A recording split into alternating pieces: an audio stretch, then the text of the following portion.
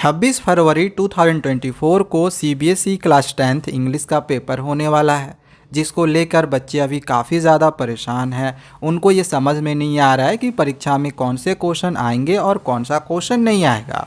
तो अगर इस तरह का कन्फ्यूज़न आपके मन में भी है, आपको समझ में नहीं आ रहा हो, तो आप बिल्कुल सही जगह पे आ गए हो। अभी मैं आप लोग को जो जो भी क्वेश्चंस बताऊंगा, अगर आपने इन सभी क्वेश्चंस की तैयारी कर ली ना, तो आपके बोर्ड एग्जामिनेशंस में इंग्लिश में 80 आउट ऑफ 80 मार्क्स आएगा। ये 100% गारंटीड है। जो जो क्वेश्चन अभी मैं आप लोग करवा रहा हूँ, इन सभी क्वेश्चन की तैयारी अच्छे से बस आप लोग कर लेना। ओके। इंग्लिश में 4 सेक्शन में क्वेश्चन आएगा, रीडिंग, राइटिंग, ग्रामर और आपके लिटरेचर किताब से। तो पहला जो रीडिंग सेक्शन है, इसके लिए आगे मैं आप लोग को बताऊंगा। पहले मैं आप लोग को राइटिंग सेक्शन के जो क्वेश्चंस है वो बताता हूँ। राइटिंग सेक्शन से टोटल 10 मार्क्स का क्वेश्चन आएगा। 5 मार्क्स करके 2 क्वेश्चन रहेंगे। पहला जो 5 मार्क्स का क्वेश्चन रहेगा, आप यहाँ पे क्वेश्चन देख लो, समझ लो आपके क्वेश्चन पेपर में ये क्वेश्चन आएगा ही आएगा कि एक क्वेश्चन आपको एडिटर के पास लेटर लिखने के लिए रहेगा। ठीक है, तो एडिटर के पास लेटर लिखने के लिए, इसके लिए हमको क्या करना है, सबसे पहले उसका फॉर्मेट याद करना है। अब फॉर्मेट याद करने के लिए आपको कहीं दूसरे जगह जाने की ज़रूरत नहीं है, मैं आपको यहीं पे फॉर्मेट बता दे रहा हूँ।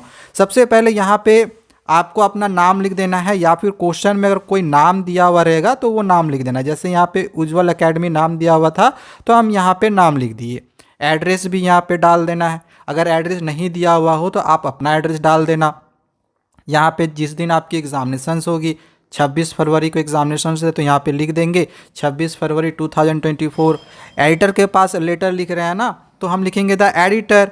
अब यहाँ पे कोई भी एक आप समाचार न्यूज़पेपर का नाम डाल सकते हो। यहाँ पे जिसको आप लिख रहे हो ना, जिस जगह पे आप लेटर लिख रहे हो, जिस एडिटर के पास, उसका एड्रेस यहाँ पर डालना है। और ध्यान से बस यहाँ पे जिस सब्जेक्ट को लेकर आपको एडिटर को लेटर लिखने के लिए बोला गया है, उस सब्जेक्ट को यहाँ पर लिख देना है। बस इतना ही तो काम करना है। बाकी यहाँ पे जो लिखा हुआ है, इस जगह पे आपको जो बुझाता है वो लिख कर आ जाओगे, आपको नंबर मिल जाएगा। ओके, यहाँ तक समझ में आ गया। अब बस लास्ट में आपको इस तरह से योर्स ट्रूली लिख देना है, अपना नाम लिख देना है, काम खत्म हो गया। तो यहाँ से आपके 5 मार्क्स कन्फर्म्ड आ जाएगा।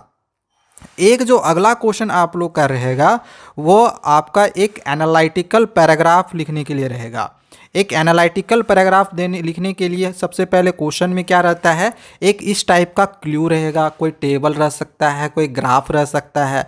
अब एनालिटिकल पैराग्राफ लिखने के लिए आपको करना क्या पड़ता है, तो सबसे पहले तो जिस टॉपिक पे आपको एनालिटिकल पैराग्राफ लिखने के लिए बोला गया है, उस टॉपिक का आपको नाम लिख देना है। ओके, नाम लिख दिए। अब इसके बाद टॉपिक का नाम लिखने के बाद, जिस तरह से हम लोग हिंदी में निबंध कैसे लिखते हैं, बस आप लोग को इसी तरह से इंग्लिश में एक तरह से निबंध ही लिख देना है। बस इंग्लिश में बना बना के कुछ भी लिख देना है उस टॉपिक से रिलेटेड। इसमें भी बच्चों के मार्क्स नहीं कटते हैं। अगर आपका सब्जेक्ट सही रह गया ना, टॉपिक का नाम आपने सही से पहचान लिया, तो इसमें भी आपको फुल मार्क्स मिल जाता है, इसमें भी आपके मार्क्स नहीं कटेंगे। तो देख लो, ग्रामर राइटिंग सेक्शन से आपने ईजिली जो है 10 आउट ऑफ 10 मार्क्स ऑब्टेन कर लिया है। राइटिंग हो गया। चलिए आगे, अब मैं आप लोग को रीडिंग सेक्शन का बताता हूँ।